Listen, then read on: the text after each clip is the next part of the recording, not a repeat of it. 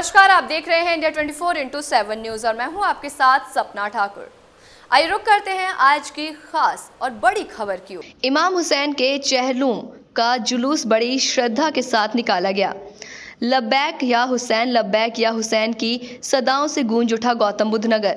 चहलूम के जुलूस में लहूलुहान हो गए इमाम के मातमदार। नोएडा करबला के शहीदों की याद में सोमवार को करबला के शहीदों के चहलूम का जुलूस निकाला गया। या हुसैन पुकारते चल रहे मातमदारों ने छुरियों का मातम किया, जिससे वे लहूलुहान हो गए। नोएडा के सेक्टर 22 में बेगम सादिक खान मरहूम के आवास पर दिन में 11 बजे मजलिस हुई। मजलिस के बाद परचम में हजरत अब्बास और ताज़िए का जुलूस बरामद हुआ। बेसिकली जिस अनुमान से चहलूम के बारे में आपने पूछा है कि चहलूम क्या है, तो चहलूम के बारे में बताना चाहूँ। एक परंपरा है, एक याद है कि जो इमाम हुसैन अलैहिस्सलाम जो करबला में शहीद हुए थे, उनके 40 दिन बाद जब उनका लाशा करबला की ज़मीन पर बिना कफन और बिना दफन था, तो उस वक्त उनकी बहन आई थी कैद से छूटकर, तो वहाँ जाके परंपरागत रूप से उन्होंने लाशों को दफनाया गया था। तो उसकी याद में एक ये लगातार चहलूम मनाया जाता है। दूसरा इसका ये कहने का कि चहलूम क्यों मनाया जाता है, तो इसका कहने का मतलब ये है कि चहलूम इस वजह से मनाया जाता है ताकि हम करबला के उन 72 शहीदों को याद कर सकें जिन्होंने सत्य के लिए अपनी जान दे दी। सत्य को उन्होंने सर्वोपरि समझा। इमाम हुसैन ने अपने नाना, अपने पैगंबर, मुसलमानों के पैगंबर हज़रत मोहम्मद मुस्तफ़ा सल्लल्लाहु अलैहि वसल्लम की बातों को ज़िंदा रखने के लिए और उनके कहे अमल को, उनकी सच्चाई को साबित करने के लिए अपने और अपने 72 साथियों के साथ करबला में अपनी गर्दन को कटा दिया। इमाम हुसैन अलैहिस्सलाम सिर्फ यही नहीं थे कि उनके जवान शहीद हुए, नहीं, उनके जवान तो शहीद हुए, उनके साथ साथ उनका 6 महीने का बच्चा भी शहीद हुआ।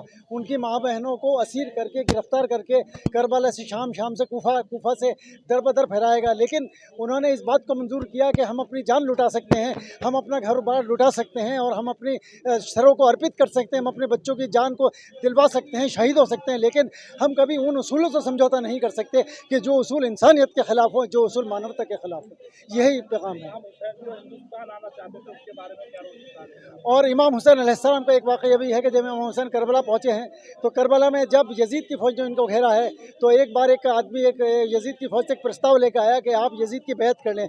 उन्होंने कहा बैत बातिल को, यानी कि झूठ वाले की बैत को, उसकी तस्दीक करना, उसके वो हुकूमत की तस्दीक करना, ये मेरे काम नहीं है, क्योंकि जहाँ जहाँ हुसैन है वहाँ उसकी यजीद की हुकूमत की को डाउन किया जाता रहेगा। और इमाम हुसैन अलैहिस्सलाम ने अपनी तरफ से एक प्रस्ताव किया था कि अगर यजीद तू ये समझे कि अगर तू अब चाहता है कि मैं कुछ ना करूं, मैं आगे ना बढ़ूं, कूफा ना जाऊं, तो मुझे हिंदुस्तान जाने की इजाज़त दे दे।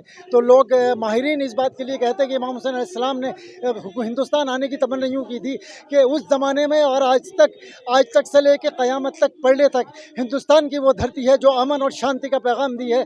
इमाम हुसैन अलैहिस्सलाम ने इसी शांति और अमन की धरती को चूमने के लिए, उस खुदा की धरती पर खुदा को सजदा करने के लिए हिंदुस्तान आने की वकालत की थी, हिंदुस्तान आने का पैगाम दिया था, हिंदुस्तान आने की तमन्ना की थी। तमाम बड़ी खबरों के लिए देखते रहे इंडिया 24/7 न्यूज़।